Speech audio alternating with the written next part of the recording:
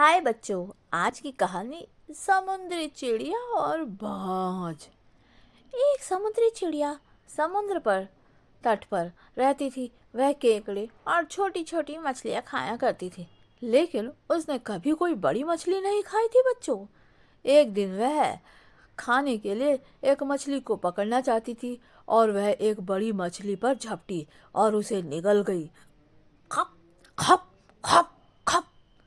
इतनी बड़ी मछली निकलने के बाद उसका पेट इतना सारा खा लिया मैंने, फूल गया और दर्द करने लगा। अयो आज तो कुछ ज्यादा खा लिया। देखते ही देखते पेट दर्द के कारण उसकी मौत हो गई। वह मरकर जमीन पर गिर पड़ी। एक बाज ने उसे मरा हुआ देखा तो बोल पड़ा, तुम इसी काबिल थी। हवा में रहने वाली चिड़िया को समुद्र में खाना नहीं तलाशना चाहिए। तुमने मेरी सलाह नहीं मानी और अपनी जान गंवा कर ही तुम्हें सबक मिला। तुम्हें अपनी करनी का फल मिला है।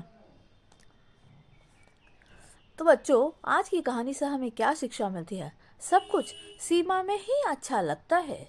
यानी जो हमारी सीमा में है हमें उसी पे ही खाना चाहिए।